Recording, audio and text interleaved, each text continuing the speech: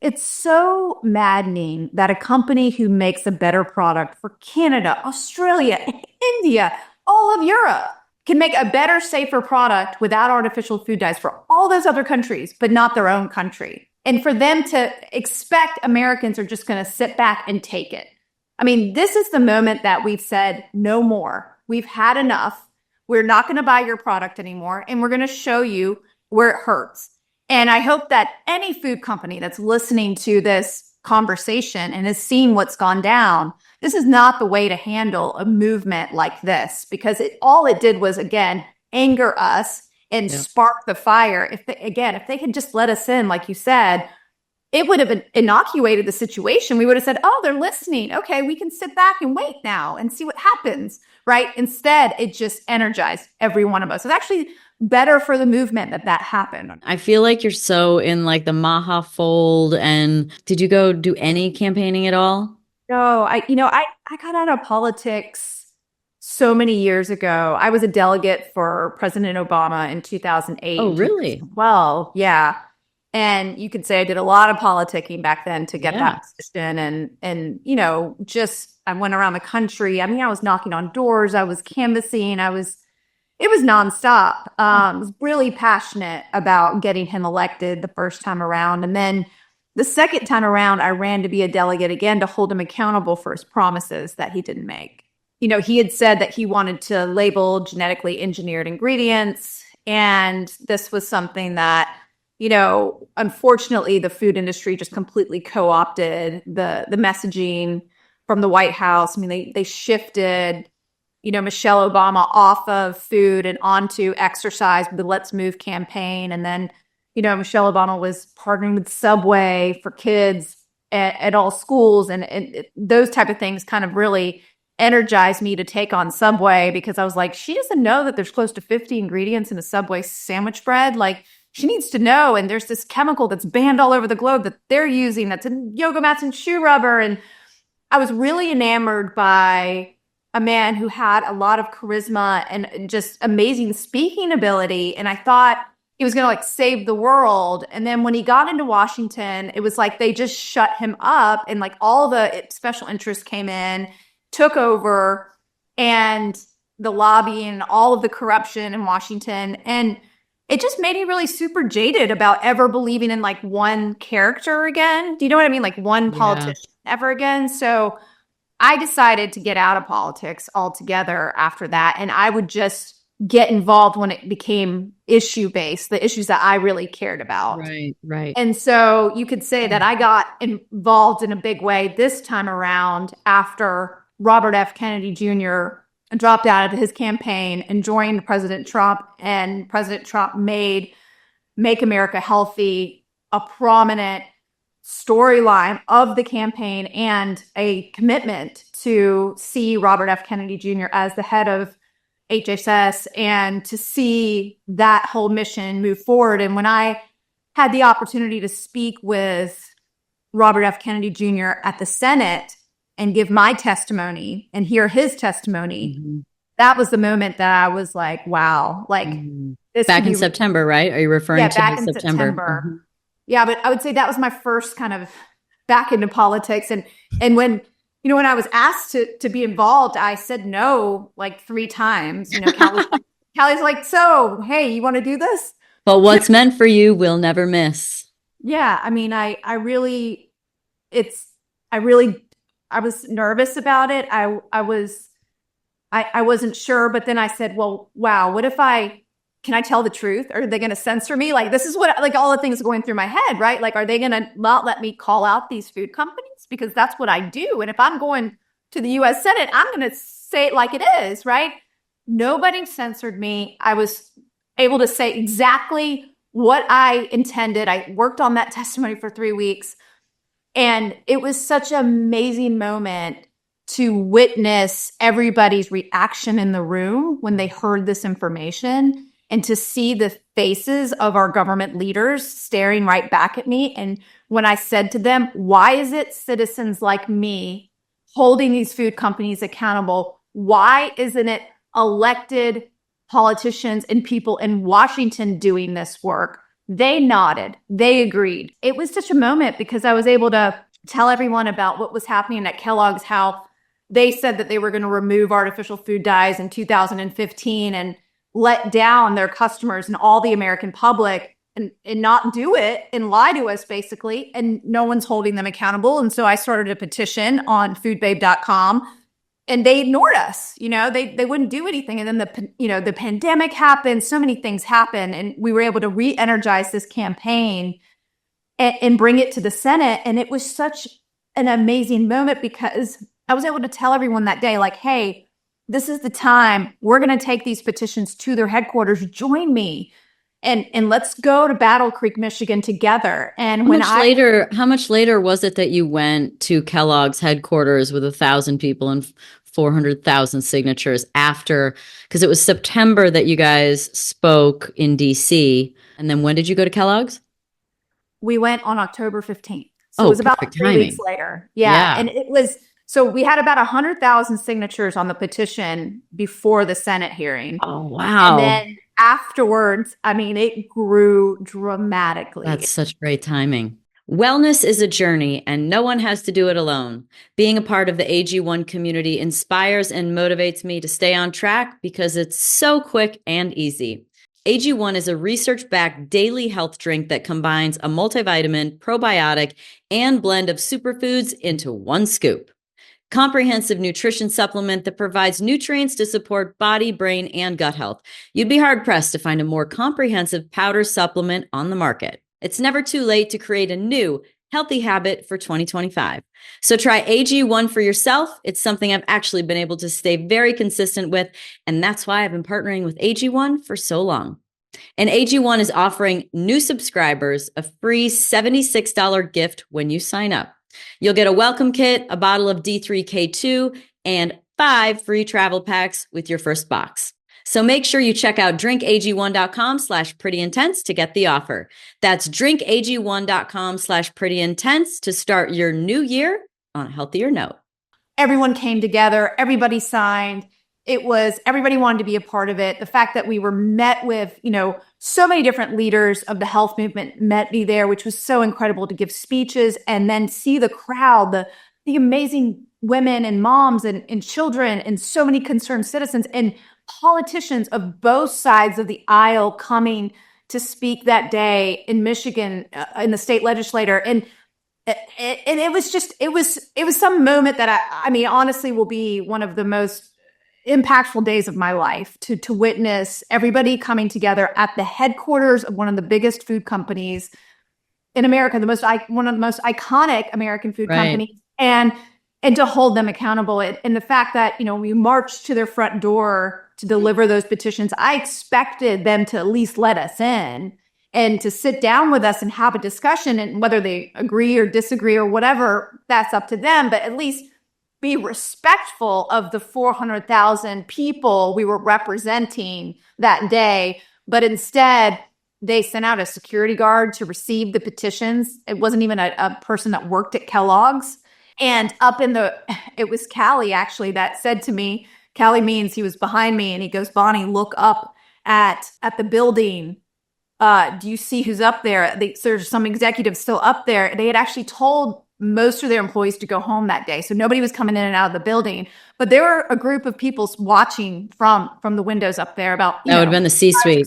C-suite folks were sitting up there with a bird's eye view going, oh shit. Right. And a lot of them had really interesting faces. And when I looked up, some guy had rolled his rolling whiteboard over and wrote, "Get off our lawn," to all of the women and children who were behind me. Oh yeah, that's real friendly.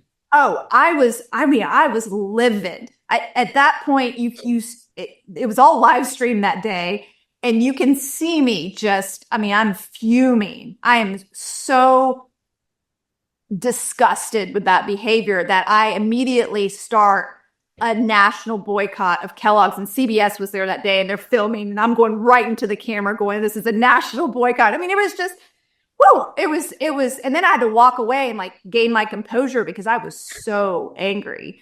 And you know what? It's ended up being the biggest PR mistake of a food company ever.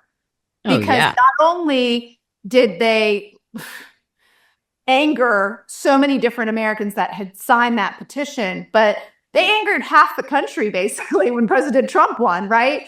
Uh, And they also, unfortunately, have lost huge market share just in the last month. Their stock has some gone 50 down. some percent, right? Like, I mean, the Fruit Loops alone is 54%. yeah.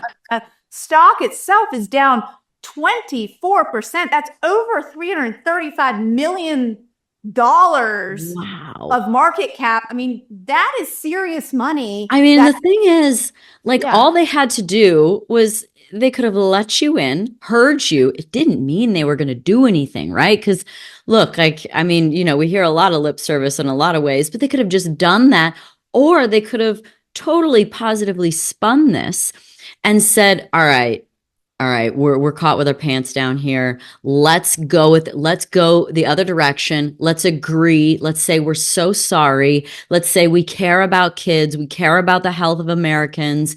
We're going to change this. You're right. And then because people love an apology. They love that. And I guarantee that their business wouldn't have had the kind of hit it did. But look, it just shows the disconnect that the people have that are making the decisions, and the lack of integrity they have for what they're doing. And I mean, it's so maddening that a company who makes a better product for Canada, Australia, India, all of Europe can make a better, safer product without artificial food dyes for all those other countries, but not their own country. And for them to expect Americans are just going to sit back and take it. I mean, this is the moment that we've said no more. We've had enough. We're not going to buy your product anymore. And we're going to show you where it hurts.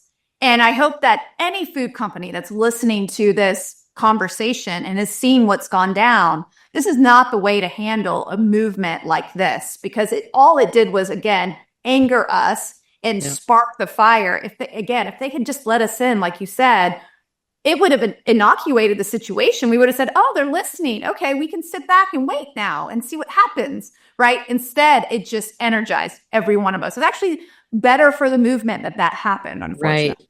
Yeah. Right. Sometimes when things don't always go the way you want, they do end up better. Like, I think even in general, just, Trump not being elected for a second term right away actually made what he's going to do now far more powerful, amped up, and more ready, because it's like getting a first term, but having done it before and knowing all you need to know, which is why the cabinet and people like Bobby were being put in place much, much earlier than after election, because he knew that the time is short once you get in, and when you have to hire 14,000 people to make the country go around, which is also making the world go around because it affects the whole world. You need a head start. You had mentioned working on Obama's campaign and literally knocking on doors, and how when he got into office that he was basically not following through on all these promises. So I'm curious if you believe that it's more of like the political landscape of bureaucracy that exists that doesn't allow someone to do what they really want to do, or is this just the bullshit lip service that comes out in the course of campaigning to get elected? Do you think that he actually really wanted to accomplish the things that you went forward and tried to push him to do later on? Or was this just part of campaigning?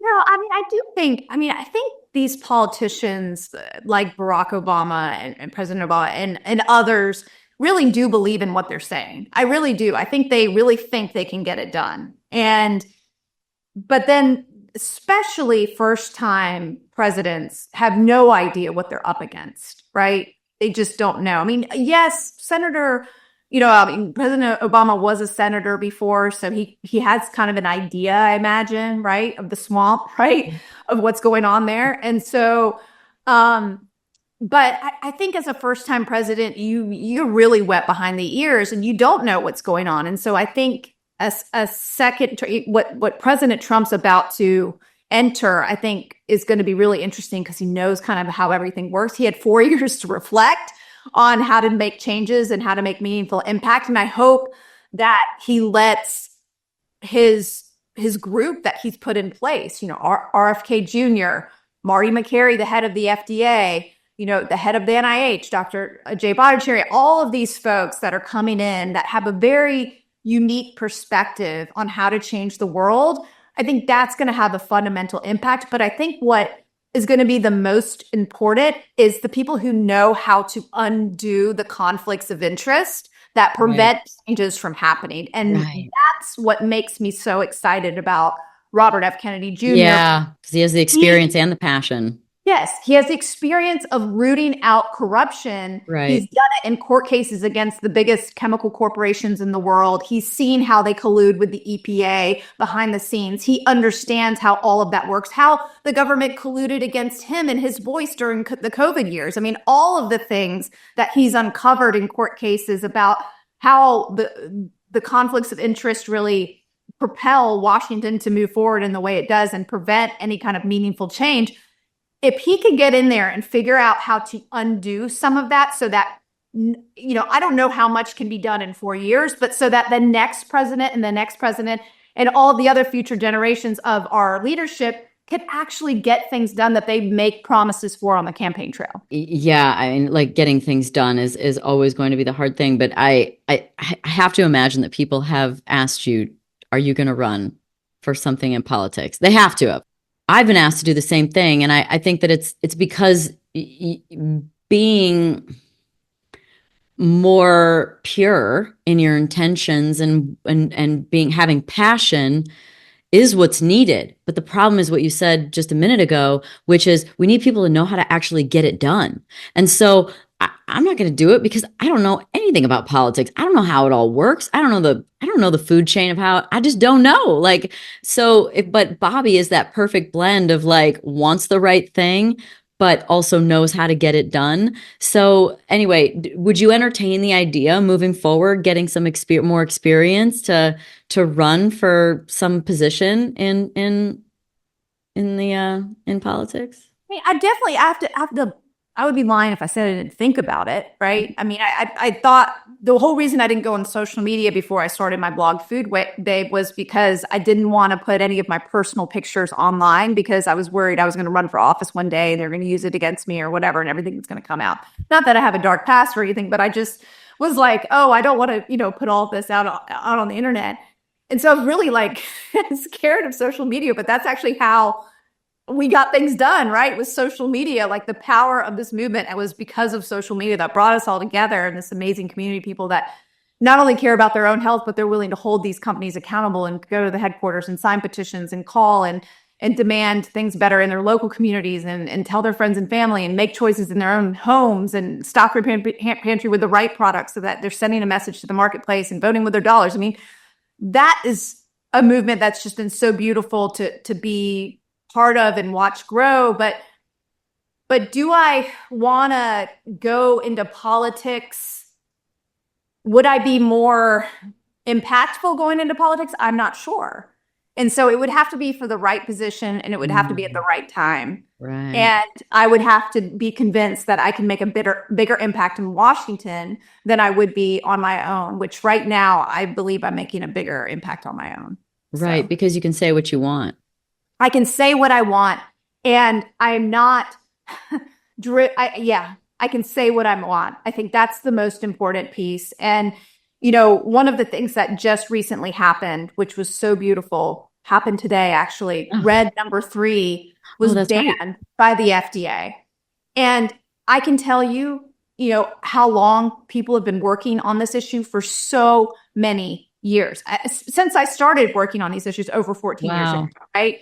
And so it's something that only happened now because of this movement that's happening, because actually both sides of the aisle are coming together and working on these issues. It's Senator Bernie Sanders holding a meeting with the FDA, but Senator Tuberville from Alabama, Republican senator, grilling the FDA on Red 3, that video going viral, right? It's activists like me working behind the scenes to talk to these different Senate offices and give them the data and the facts on these chemicals and say, here's the situation with Red 3. Here's the situation with Red 40. Here's the situation with all the other artificial dyes and what's going on so that they can articulately discuss these issues with the FDA. I mean, it takes everyone to get this work. It takes the Center for Science and Public Interest and Environmental Working Group and the Center for Food Safety, all of these nonprofit organizations to petition the FDA, which they did. And the FDA just went dark on them, right? But it took, this recent Senate hearing to like push the envelope forward, getting Robert F. Kennedy Jr. talking about these issues on the campaign trail, saying, I'm going to ban dyes and cereals as one of the first things I do when I get into a position of power. That is what moved the envelope forward, hearing that conversation and that type of leadership at that level. But it took everybody, to get it done. And it's such an amazing thing that can happen when we put our differences aside and we all work together, what we can get done, right? We banned one chemical that should have been banned years ago. However, that's just the start, right? This is just the beginning. And it's an opportunity now to show that, like, wow, what can happen? What can we do for our food system that would make it more like Europe, right? Instead of having 10,000 chemicals for use here in the United States and they have 400, why don't we just adopt their standard, right? That would eliminate so many different chemicals that are disrupting our gut, disrupting our immune response, causing inflammation, endocrine system, causing cancer, right? I mean, all of it, right? And so there's an opportunity to fundamentally make our food cleaner. 100%. And I really want to be part of that movement. And from my point of view right now, it is the most impactful to be on the outside because I can literally call out everyone on every side and not have to, play the political game of getting favors and doing this and that and all the stuff. And I have to tell you, RFK Jr. is about to go through his confirmation hearings. And watching how these confirmation hearings go, where like the sides are all on one side and there's no votes from the other side. Are you freaking kidding me? Like, this is the next administration. Like, why wouldn't you break rank for the good of society, for looking at, these different chemicals in our food and looking at, removing the corruption in Washington and behind the FDA and how it's funded by, 54% coming from industry. Or is it 48%? Sorry, it's 48%, almost 50% coming from industry, mostly pharmaceutical companies. I mean, this is the kind of stuff that I would think everyone should be behind. But you're going to see this, again, this one side of the aisle all voting one way and not the other. And I feel like I'm living in the twilight zone because a lot of the issues that RFK Jr. has been spearheading has typically been Democratic liberal issues. It's always been the environmentalists and others that cared about these chemicals, right? The people worried about climate change, all of that, right? And so for me to see like none of them break rank is really bothering to me. Can we all put our differences aside for the greater good of humanity? Because really, this is our opportunity to do that. And just thinking back to when Robert F. Kennedy Jr. was being considered the head of the FDA by the Obama administration. So interesting. I mean, he was, there was no negative, talking points about him back then. But now, you see an article or something going berserk every single day. Someone, some group that's being funded with dark money and industry money coming after him every single time. Like there's this group of doctors that all came together. They're like, oh, you shouldn't confirm RFK Jr. They're being funded by the pharmaceutical industry. Like, of course they're saying that, right? So disgusting. But when someone sees the headline, all these doctors are against him, and they don't look a little bit deeper, the average person, they're not going to see the levels of corruption behind it. And it's this that I want to keep talking about and let people know, like, actually what's happening. Because this is, if you look a little deeper, you actually find the truth. But again, we had this situation where another person that came out recently, Michael Pollan, he posted a nice article, that was talking about RFK Jr. kind of at the end, saying that most of the things they get a talk about him are wrong. And he got a lot of praise. He's like, yay, we've got Michael Pollan on our side, right? But then he immediately does an interview with Politico and he's like, I hope RFK Jr. does not call me. I'm like, why wouldn't you want him to call you? You are the person who blew the whistle on how the food system was so corrupt.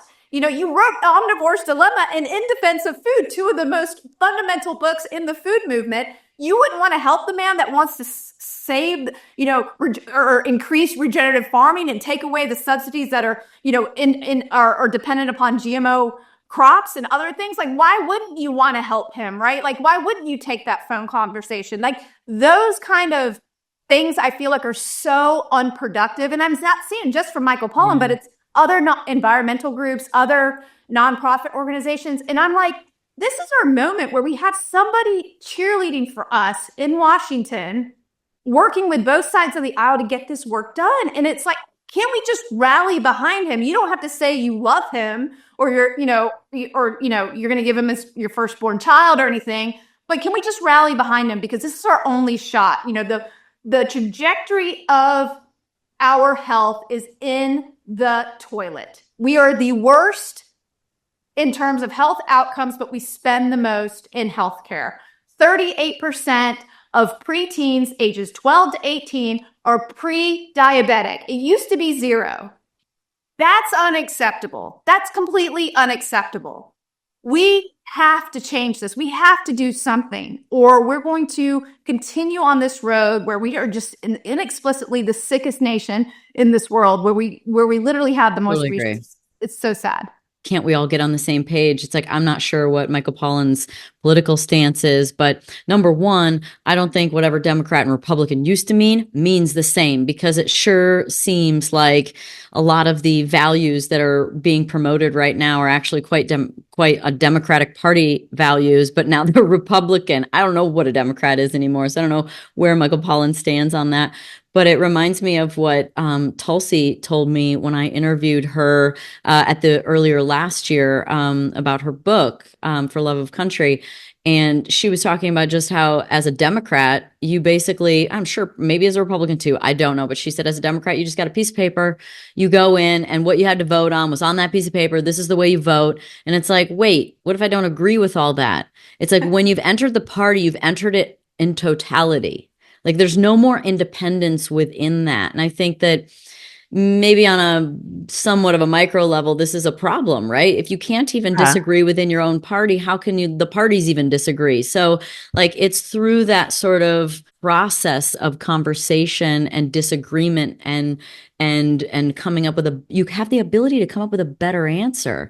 And I think that in politics, it sure seems like you're just meant to follow suit, which is probably why we're in a really powerful moment right now, because of having the House, the Senate, and the president, and obviously so many people in the Supreme Court, majority, 3 of which were hired when Trump was president last time.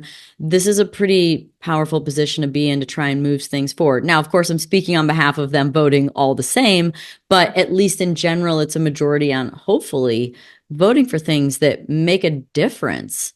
And it's really sad that someone like Michael wouldn't want to be on board with things that he's already promoted as being something that would help the country. I mean, it's disappointing to me, because I look at a lot of these people who spearheaded the food movement, and I deeply respect them, right? I deeply respect Michael Pollan, but I also respect the fact that this is our chance in history to really make an impact. And this is a time where you may want to put your differences aside if you're a long-term Democrat or whatever is preventing him from doing this, or his stance on vaccines, which again is probably similar to Robert F. Kennedy Jr. if he were to look into what Robert F. Kennedy Jr. really wants to do when it comes to vaccines, which is just to hold the companies making them accountable for any side effects, which I think is reasonable. I think we should do for all pharmaceutical companies, regardless of what they make. So, again, it is something that I think that people need to get their heads out of their asses and rally. And I'm going to call people out for people not getting on board, because it's like, come on. Like, again, you can be critical and you can have a voice and you can be independent thinker, but you can also say, you know what, this is greater good for the greater country. Where in the world did this all go wrong with food? Because, obviously money is like the easy go-to with it, right? But like, where did it all go wrong? How in the world did we end up with petroleum in our food, and had fluoride in water, and all these wild chemicals in food? And how did we end up there? Like, who consciously added these things and was like, and because also you think to yourself, like, they're going to eat them and their children are going to eat them. Was some of this just lack of knowledge and awareness for what it did? Or was some of this malicious? Or was just truly just all about money? Yeah, I mean, a lot of it has to do with money. I mean, this is truly about money. It's like, how can we make the most money? I mean, I'll look at something that is one of the most sinister ingredients in the food supply, cottonseed oil. Okay. Cottonseed oil is a byproduct from the cotton industry. It's from the textile industry. So it's not even regulated like a food crop. It's regulated like a textile. So it has way worse chemicals in it, right? Oh, wow. Well, they're looking for an option of like how to get rid of this oil that's a byproduct. And they're like, oh, humans can consume it without keeling over first thing, right? But they don't really look at the long-term data and the studies of having a textile-based oil in our food. And it was the main ingredient in Crisco, right? It's the main ingredient in Crisco. And so this is something they partially hydrogenated, which made really heavy trans fats, which is something that when you could congest it, it doesn't leave your body. So that's why it clogs your heart, right? And then it was implicated in 20,000 heart attacks, 10,000 deaths. I mean, it's insane that this was even allowed in our food supply. But again, this is an oil that's made from a genetically engineered seed that's been designed to withstand heavy doses of these chemicals and glyphosate, which is linked to cancer. And then the chemical solvents that they use to extract it, hexane is another cancer-causing chemical that the FDA doesn't regulate the residues remaining in the product. And then they're using deodorizers, bleachers, all kinds of other things to make it a product that you put on the shelf. And then we're eating that, right? And so that was a money play, right? But then we had other things happening where we had RJR Reynolds and Philip Morris buying up the food companies. Yeah, what's it all about? That's like Bill Gates trying to tell us what to eat when he makes computers. Come on, man. Something else is going on here. Yeah, it's exactly like that. So, you know, the tobacco industry was doing a downturn because the effects of tobacco were getting out, you know, and people were consuming it less. And so they said, you know, we need to diversify our portfolio. So they bought. And they couldn't advertise anymore. I know that because in racing, like Marlboro was huge, you know, and cool and all of them. So now they got all this extra money because they can't even advertise. And they're like, what are we going to do? What else can we get our Americans addicted to? And we're going to buy General Foods, and we're going to use the same technology that we use to get people hooked to tobacco to food. And so they became the flavoring scientists behind the processed food that we eat today. And this is why PepsiCo, for example, has a robot that mimics human taste buds so that they can figure out the exact bliss point of what makes us eat more of that product and not stop at just one chip or whatever, right?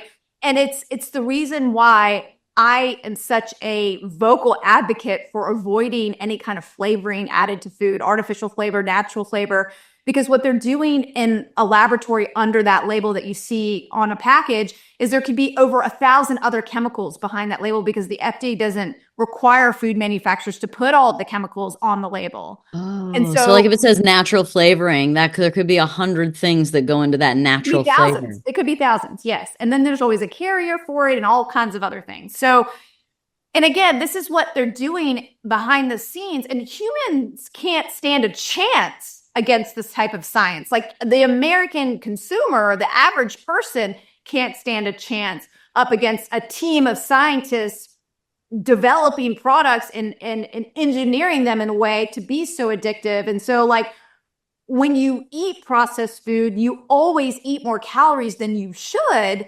And so that's one of the reasons why when I removed processed foods from my diet, the majority of anything that you see at the grocery store shelves, I mean, I eat a lot of real natural foods, but I eat some processed foods. I mean, I own a processed food company, True Vani. But right, great stuff.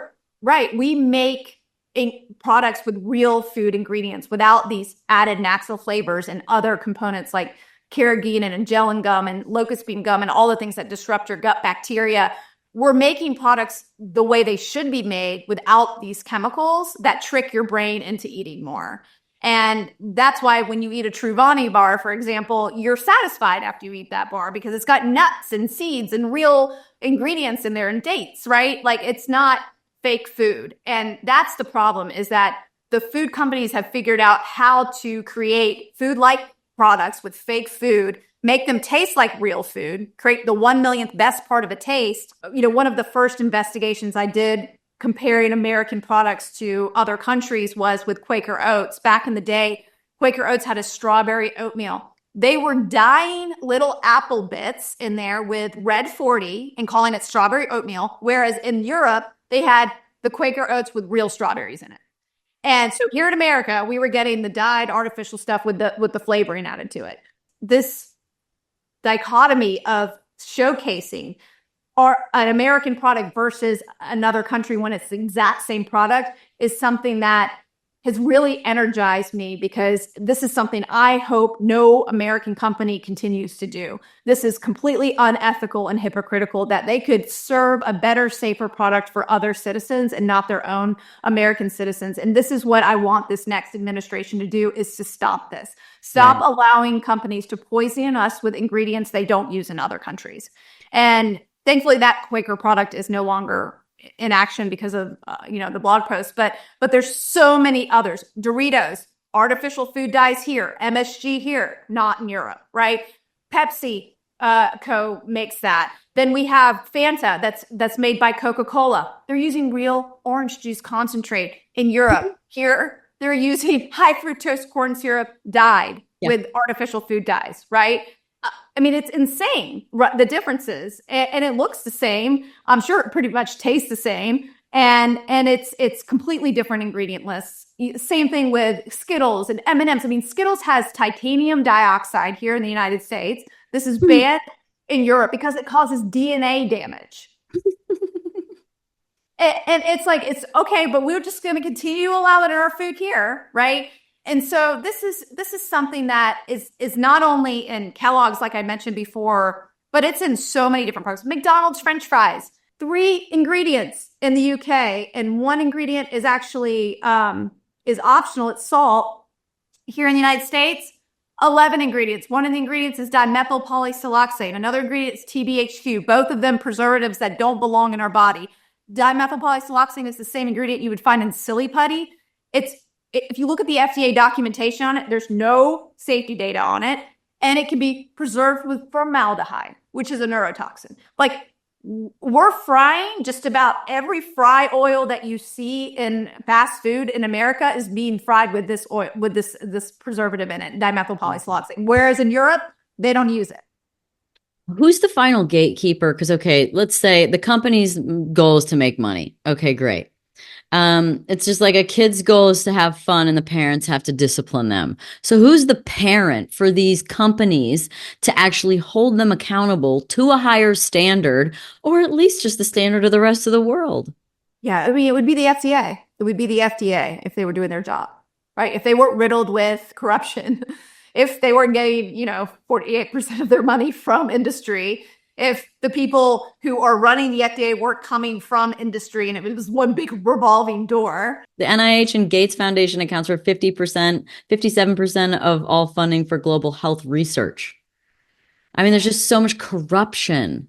Right. I mean, everything we're being told about health, what to eat, is largely being directed by the food companies, not by actual nutritionists, not by independent voices, not by people who really want to see us succeed. It's the reason why the food pyramid was created. It's the reason why we haven't had real conversations about ultra-processed food in America and how it's decimating the public. I mean, I'll just have to say, my personal story, when I removed processed food and these artificial dyes and all of these man-made chemicals from my diet, and I said, I don't want to be part of this experiment anymore, my whole body changed. I mean, everything changed about me. I went off 9 prescription drugs.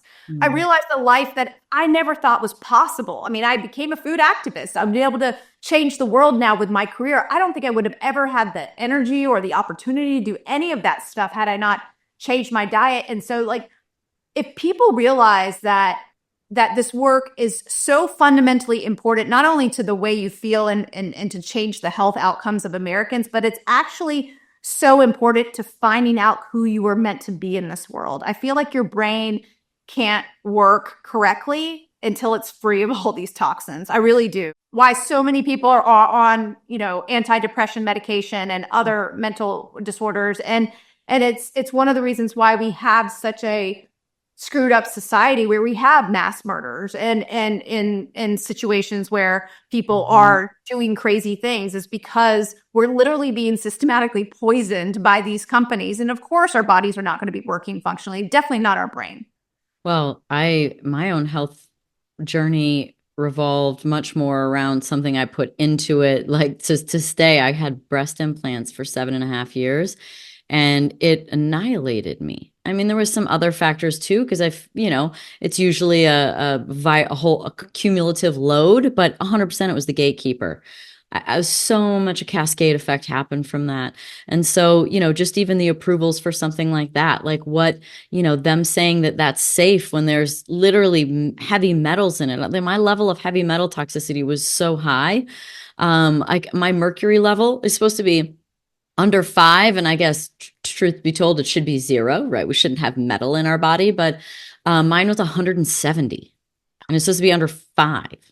So, it was because of your breast implants. Oh, yeah. And then probably a couple other things, but like mostly I think it was very much that. And then endocrine disruption, thyroid, probably hair loss, like you name it. I just had gut issues.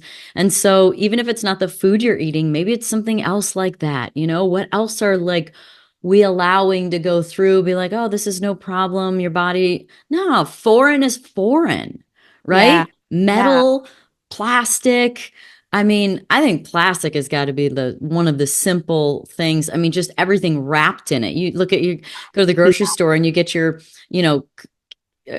cauliflower, cluster is wrapped in plastic sometimes, or, your mushrooms are wrapped in a plastic container with a plastic wrap around it. It's like they give you a plastic bag to put your vegetables or fruits in that you're taking with you. It's like the water bottles that you have, like, I don't know. It just seems, we need to kick it old school and go back to those days when my dad had a glass bottle of Mountain Dew. Now I don't support that, but like, remember when there was like at least glass bottles of soda even? It's like, we've gone so far astray for people to make money. It's killing us.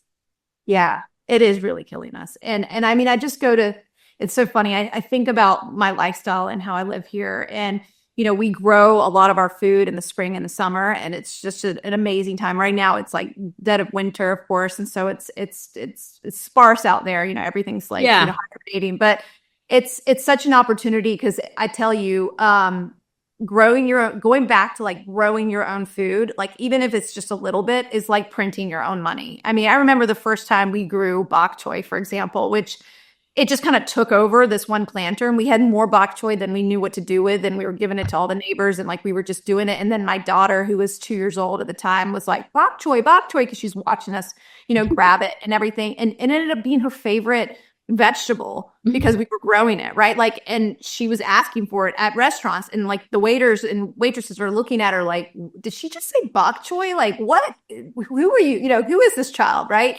And it's like, there's so many amazing impacts that can happen when you start to grow your own food. You just become healthier because there's no distance from when that food gets to your plate. There's no plastic involved, right? Hopefully there's there's a lot of plastic in the air, but again, and there's a lot of filled with the nutrients because it's not sitting on a shelf. It's picked when it's ripe instead of way before. Yes.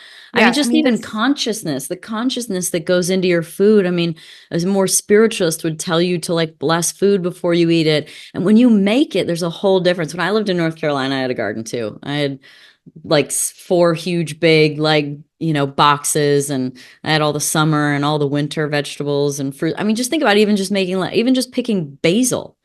Yeah. Like you could have basil forever. You never have to buy it again. You never have to buy it again. You never just spend $7 at the grocery store for 13 leaves and it's gone in 2 days because it turns brown. I'm like, I don't know how to keep that stuff alive.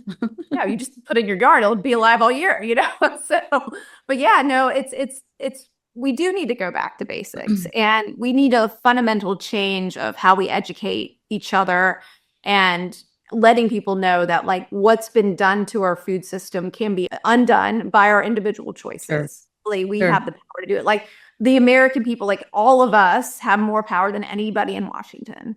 And so we can really get this information out, and then we can come together as communities, as local communities, and make this happen, and we're seeing this now. I mean, it was absolutely incredible. In late 2024, California banned artificial food dyes for all schools.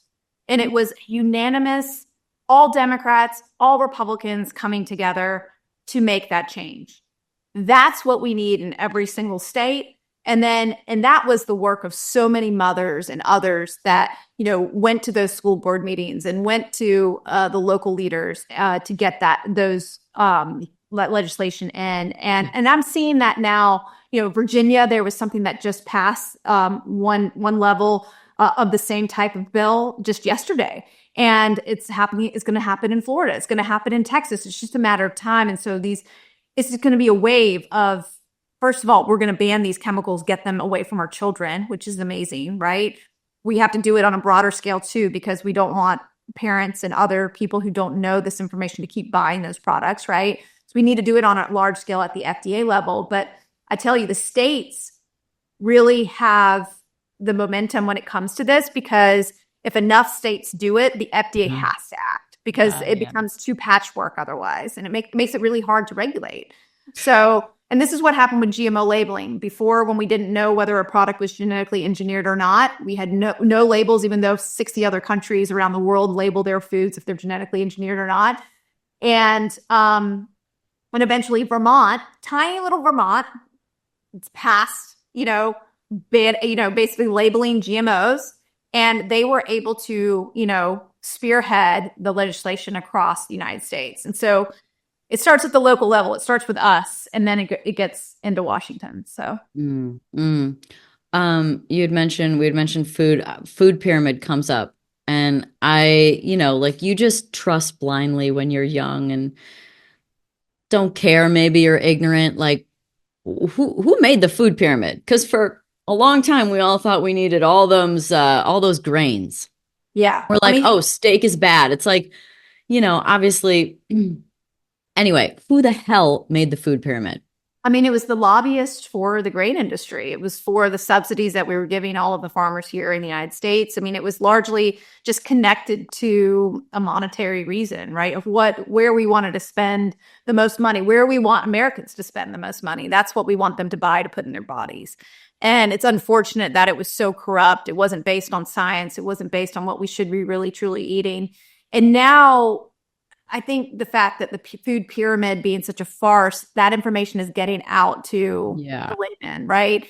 And that's really exciting, because people are realizing that, wait a minute, I'm not really supposed to be eating 6 to 8 servings of carbohydrates, like white grain a day, right? Like white bread. Was that last year that bizarre chart came out with like the healthiest foods to eat and things like Lucky Charms was on there, Fruit Loops was up there, and like I think they made Lucky Charms healthier Lucky Charms than steak, which is crazy to think about. I mean, just some wild ingredients being like really healthy. You're just like, the thing is about health is like, no matter where you stand politically, it should all be the same.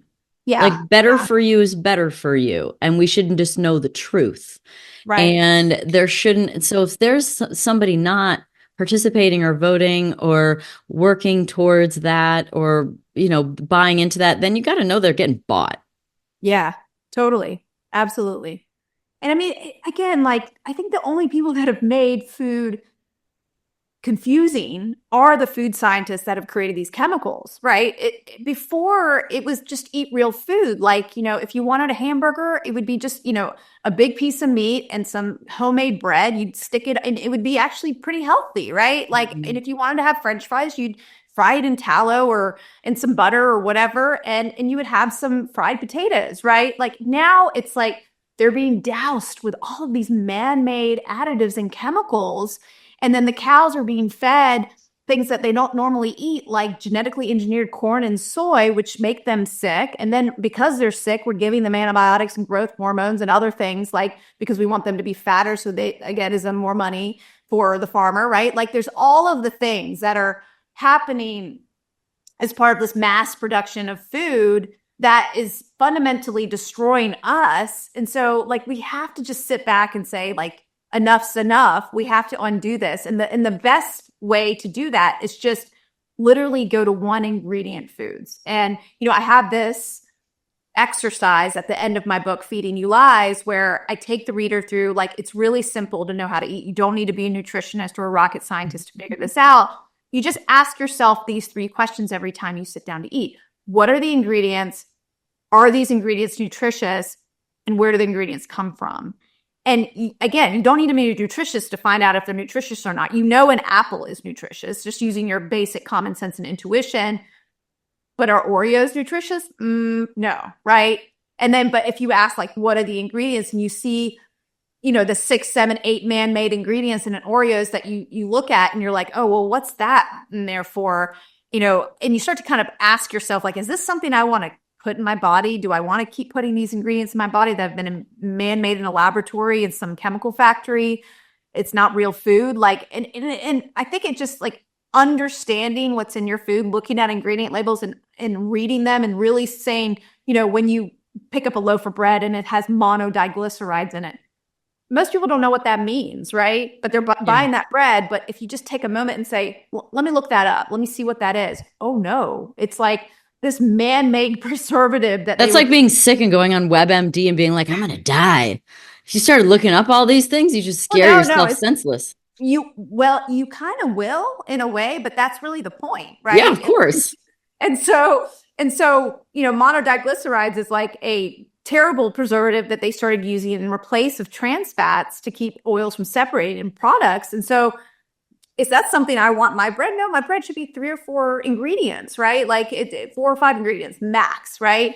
And so that's the kind of stuff that you want people to kind of start doing so that food manufacturers get the clue, and then everybody, gets excited and energized by the newfound environment where there's new food companies that are innovating in a way that bring us more real food as opposed to bringing us more fake food. Well, fake food. And I was just thinking about Bill Gates.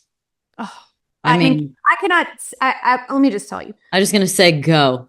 Bill Gates, go. Well, I mean, one of the products that, he has backed is Beyond Meat. And Beyond Meat is one of the products that, early on I called out, and the CEO of Beyond Meat called me and threatened a lawsuit. Like, he was like, I'm going to sue you if you don't take this post down. I was a nobody at the time. I didn't have the full food bag. Why? Because you put Beyond Meat's ingredients and then you put beef's ingredients, which was just one? No, I mean, I just called out the fact that they're adding caramel color and they're adding this and, all these different genetically engineered. That in the Impossible Burger, dude, there's a paragraph, a paragraph of hieroglyphics was basically what it was to read. You're like, Yeah. I mean, it's absolutely insane. But it again, this is something that's not food. It's processed ingredients put together to make it look like real meat. This is something that is definitely not something that you need to be adding to your diet or eating on a regular basis as a substitute for real meat. I mean, again, real meat has incredible nutrition and it's what nature intended. And every single component of what's in a piece of meat is working for your body versus something that's man-made in a laboratory with all of these man-made chemicals is not going to be something that your body has evolved to even handle, right? And this is one of the reasons why all of these other processed seed oils and additives that I talk about and artificial dyes that are made from petroleum. I mean, human beings are not supposed to be having petroleum. I'm not an engine. Right. And so it's so sickening that we've allowed our food system to get to this point. But again, this is our moment to finally educate the public in a real way. And if we can get this education out to enough people, I believe that we can fundamentally change this world for the better, and we can change the health trajectory that we're on. So. Yeah. More about Bill Gates. Hasn't he bought up a ton of farmland in this country? He has, yes. With what intentions? Make more fake meat? Probably, yeah. Probably. Why do you think there's any pure reason, or do you think it's just evil? Or he has this, he has this very interesting scientism about him where it's almost like a religion that he thinks science can save the world, even though it can be demonstrably evil and bad. Right. And I think this is the way he feels about GMOs. This is the way he feels about vaccines. This is the way he feels about Beyond Meat and meat alternatives. And so I think his ideology is what's, I don't know if he's truly evil or if it's just his ideology. So I don't know. I can't tell you. I'm not sure. Yeah. What do you think? I think, I mean, he has all the money he needs. It's not like he'd be doing it for money. Right. I think there's probably just best case scenario, like a bad moral compass or bad belief system. Yeah. And bad belief system. I there mean, is, look, nobody wants to look like him. Nobody said, God, I want Bill Gates' body, So yeah, that is true. That is really true. And I mean, again, I've heard his interviews where he talks about reducing the world's population. yeah. That is scary to me. Like, I mean, that's an easy clip to find. right. Very easy. And that definitely makes you point in the direction of the vaccine stuff that happened and various different things. I mean, I pulled up some charts when I was preparing and I was looking at the vaccine schedule, and you could find they give you the children's like born to 6, and then it's like teenage, and then it's adult. And it is, I just stopped counting. It's absolutely wild, the schedule that they recommend from a conspiracy standpoint. Now that we get to actually say that and have that not be just discredited everything we say afterwards. The newspaper had conspiracy theory on the front of it the other day. So I'm like, thank God. It's a lot easier to control a smaller amount of people than a larger amount of people. And movements happen much quicker, and especially in this day and age of technology and connecting, it's like, all right, dude, you made the computer, but now we know we can all call out your bullshit right away. I mean, that's like the more sinister, deep state like thing where you're just trying to having control and power, because so many of these people, you have to wonder why they're doing it. And it can't be about money because they're rich beyond belief, but it's got to be just about power then, or a bad moral compass, a bad compass of what's right and what's wrong. And when you live in like a billionaire echo chamber, maybe nobody challenges you because you're just, they'll just fire you, right? And maybe they just don't get the right information. I mean, that's the kindest I could be to that. I'm curious what you think, and I think you rightfully said how much can get done in these 4 years, because it does go quick. In your ideal world, what would be some of the, say you were like working right next to them, what would be on the top of the checklist for the few things that you would love to have accomplished in this term? Pharmaceutical ads off TV. Amen. Yeah. That would undo a lot of this corruption. Just number one, the real information would get out. Real information would get out. The media wouldn't be so tied to industry. It would unravel that. It would be so beautiful for this country. Yeah. It would really be beautiful. So that's one of the ones that's like, I think I don't know how legitimately it can get done, but wow, if it did, it would be incredible. The other thing is well, they did it with cigarettes, so it can happen. Yeah, they did it with cigarettes. I mean, 100%. Just follow the blueprint for that. Yeah, definitely.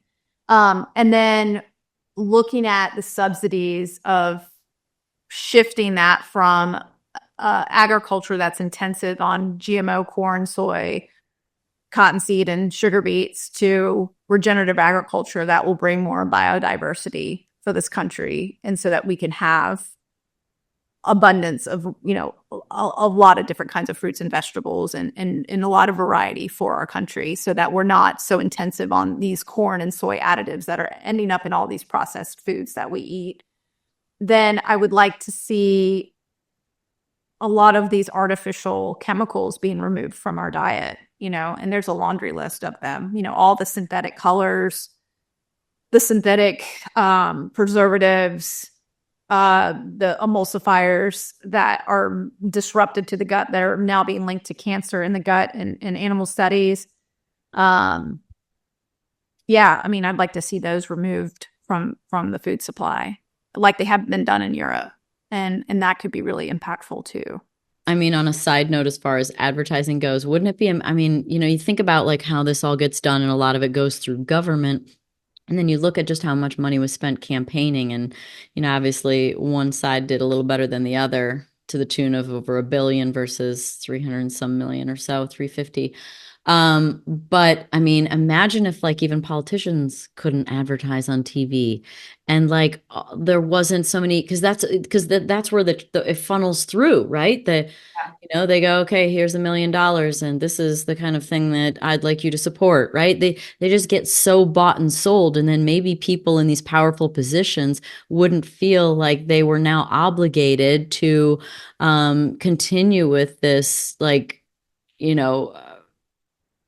big corporation takeover of every single company. I think that would be a good thing too in the future.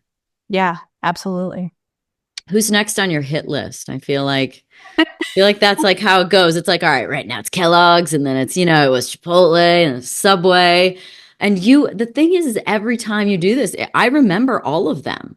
Like, I might not have even always been conscious of where the awareness came from, even though I followed you for a really long time. But sometimes these things just come up, and like all of a sudden you're like, oh, Chipotle, for having certain, not being as, organic as they were supposed to be. I can't remember exactly what Chipotle was, or Subway with the bread. Like, it's not really bread, and you're behind it. And I just, it's amazing. So who's next? Yeah, who's next? Well, I sent a letter to General Mills, and they responded, which was really a lot different than Kellogg's. I think they learned. And so it's really cool to see what's happening behind the scenes there, because, they've responded, which is nice. And I think they're going to be making changes soon. They already just released a Bluey cereal without artificial food dyes. So the first one, right, marketing towards children without artificial food dyes. I was just going to say, it seems like the targeting of children is wild. Yes, it is. And so for General Mills, that's the first one, because, they have Lucky Charms and Trix and others that target children with artificial food dyes. So, and they're also one of the companies that removed artificial food dyes and Trix and then brought them back. And so they're just as guilty as Kellogg's. And Kellogg's was was a personal vendetta of mine, because my little toddler at the time loved Baby Shark, and they were making a Baby Shark cereal with artificial food dyes, targeting the littlest of children. PepsiCo, I've been hearing chatter about what they're doing behind the scenes. They're very worried about, being able to operate under this new administration, because, if they were required to remove artificial food dyes in, for example, Doritos, there's not enough supply right now for I think it's like $5 billion industry, just Doritos. It's so sickening.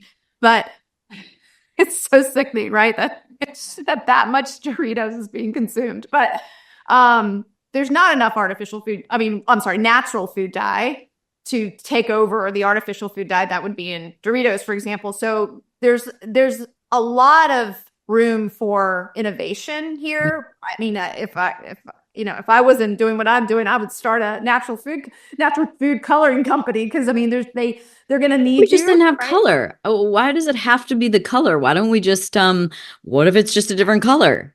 Yeah, right. But it's not going to be appealing, right? So that's the deal. But I don't know. I eat a lot of ugly stuff that tastes delicious. I do too. Like, you should have I'm seen like, don't worry about the way it looks. Yeah.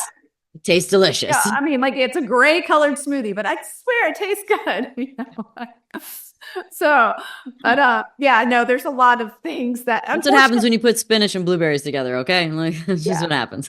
Yeah, it's just what happens. But again, this is an opportunity now to really bring this to everywhere. And again, I'm going to be working with individual states to enact this legislation, because that's going to have probably the biggest impact long term, especially for children. So I'll be doing that work, which is a little bit out of my wheelhouse, because I've been largely just targeting companies directly, and that's kind of where I've been most successful. So I'm learning new ways to handle kind of legislation and the politicking of everything. And we have a lot of targets. There's a lot of bad food out there. So I always say that my work won't be done until the day I die. So it's just that's the best work is when yeah. it calls you forever. I wonder, I mean, obviously we're going to that Turning Point event, but Charlie Kirk and all of the different chapters that he has across the country with colleges and high schools, like there's got to be something that you can get in there to have things banned in those colleges and high schools.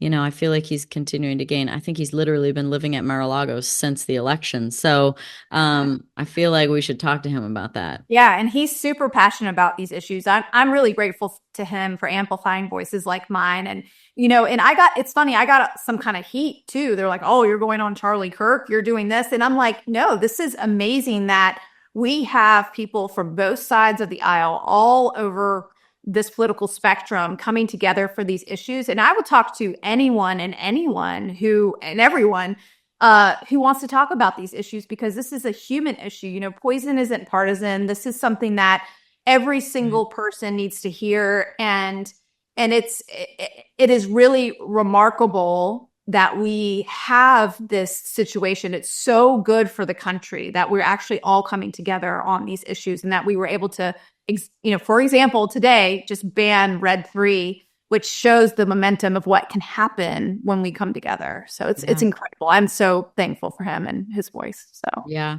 you're kicking ass. Oh, I have to ask one last question. When I was watching some things preparing, heard you say that you love to travel and that you've been to all 7 continents. Is that true? that is true. You've been to Antarctica? Yes, I have. I flew a plane there. And tell me about these travels. And give me a fun, where do you want to go? Where's the best place you've ever been? Where has the best food? I love traveling. So this is selfish right now. So the best food would either have to be in Indonesia, Bali, or France. So it's or Italy. I don't know. Italy, France, Indonesia. It's kind of all over the globe, right? But I would say the best food was there. India. Hello, India. I don't think I've ever had better meals in my life than in India. The food is so fresh and so delicious, and just, oh my gosh, it's the best. It is the best. India's got to be number 1. I can't believe it. My own motherland. I forgot, but yeah. And then Bali, France, Italy. Yeah, for sure. Those. The best island for food in the Caribbean is St. Bart's, for sure, hands down. Have you ever been? I have not been, but I have some friends that have been going on. I'm like, man, I really want to go. It's so fancy. It's French, right? Yes, but it's not that fancy, because I bring my kids, and I've been going for now almost 20 years. We go every summer, and it is so amazing. I love the French culture. I love the food there. The restaurants are amazing. The beaches are incredible. The snorkeling, everything. It's just it's my heaven on earth. So that's probably one of my favorite places in the world. And then there's a place I really want to go that I have been dying to go to, and it's on my bucket list. And I've been waiting for my kids to learn how to swim, and they finally learned.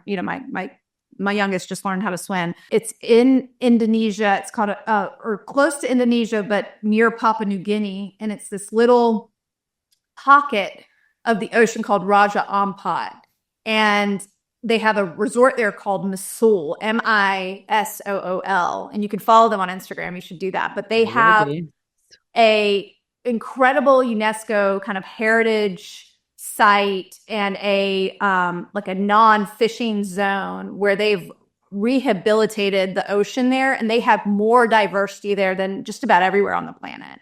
So you can see kind of every kind of fish, every kind of little newt creature, nudibranch is what they call them. All these different creatures. But then you also see the big pelagic fish too, like the huge manta rays. And I'm a huge, so before I had kids, I was a huge scuba diver. So we just would go all over the world scuba diving. And I love scuba diving with sharks and everything. And I love the ocean. I love animals in the ocean. So you're a mermaid, huh? I just, oh my gosh, I literally could live. I think I'm more of a Yeti. So I'll handle the mountains and the trees. Yeah. Handle the water. Have you been to Patagonia? Actually, I almost went to Patagonia, and then COVID happened, and I had to go home from a trip early. But literally, like, was halfway there and for a stop, and didn't get to complete the journey. Oh, okay. Well, that's a beautiful place for a Yeti. So, Yeah. but yeah, so yeah, I would love to go there. Oh, it's my dream. I can't wait to go there. Oh, that's so cool. So, All right. Well, thanks for indulging me in yeah, a little absolutely. travel question. And thank you for today. And thank you for just like your gusto and your unwavering commitment to integrity. Thank you. Thanks, everybody, for listening to the Pretty Intense podcast today. I hope you enjoyed it. If you like what you heard today and you want to hear more, please click on the subscribe button.